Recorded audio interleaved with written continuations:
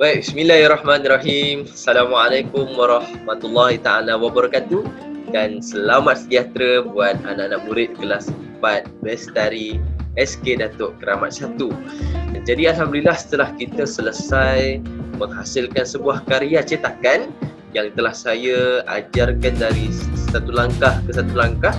Jadi saya cikgu ingin jugalah melihat karya anak-anak murid semua dan dikongsikan melalui aktiviti apresiasi seni. Contoh macam karya cikgu belakang ni. Mungkin cikgu buat biasa-biasa saja, tapi mungkin anak-anak murid semua ada buat yang lebih baik daripada cikgu, yang lebih cantik, yang lebih kreatif dan sebagainya. Jadi melalui aktiviti apresiasi inilah kamu dapat berkongsi idea dan hasil karya kamu. Dalam apresiasi ini kita tujuannya adalah untuk mempersembahkan karya kita dan menerangkan apa teknik yang digunakan, apa alat dan bahan yang digunakan, pengalaman ketika menghasilkan dan perasaan ketika anda menghasilkan karya itu. Jadi kita pecahkan kepada 3 bahagian.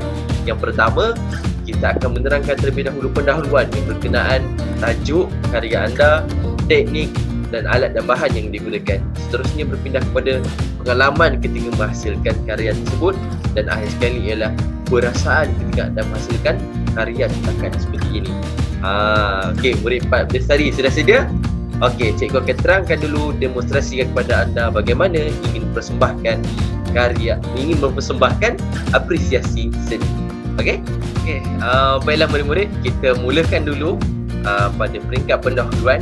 Kita menerangkan dulu untuk apresiasi berkenaan tajuk karya kita, alat dan bahan yang digunakan dan juga teknik yang telah diaplikasikan. Okey, sebagai contoh, berdasarkan karya cikgu ini, cikgu menamakan karya cikgu iaitu Indahnya Hidupan Laut. Tak sesuai tak dengan latar belakang cikgu ni, kita macam kat seolah-olah kat dalam laut kan. Macam tu lah. Okay, seterusnya ialah alat dan bahan yang kita gunakan. Okay, sebagai contoh, untuk karya yang cikgu hasilkan ini, cikgu menggunakan beberapa alat dan bahan. Contohnya, untuk alat saya menggunakan pensel, gunting, pisau, berus, cat dan sebagainya. Bagi bahan pula, saya menggunakan beberapa jenis yang sesuai, seperti tali tebal, kotak lama, kotak terpakai. Lepas tu saya menggunakan cardboard, saya menggunakan board busa dan juga bahan-bahan lain yang sesuai.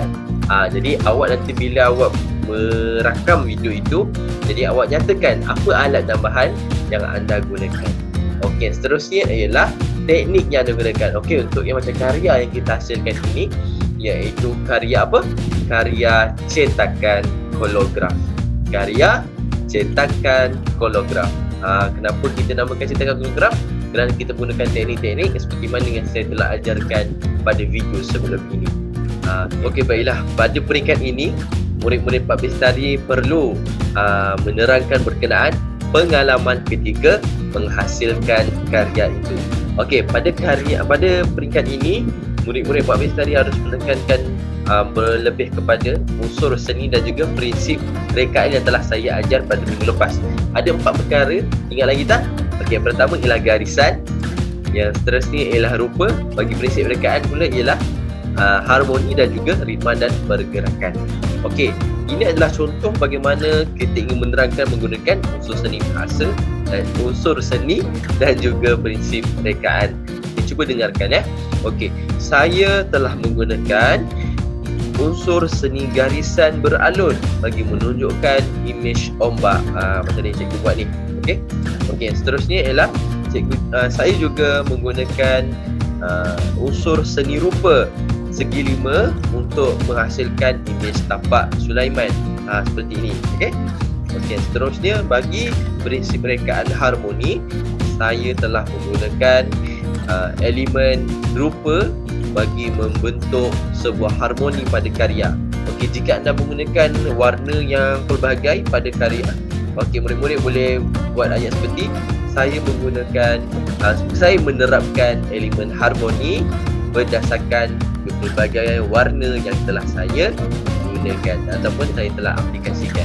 Dan akhir sekali ialah saya menerapkan elemen ritma dan pergerakan seperti yang ada pada ombak, pada sotong dan juga pada rumpai laut ini bagi menunjukkan adanya pergerakan imej tersebut pada karya yang saya hasilkan.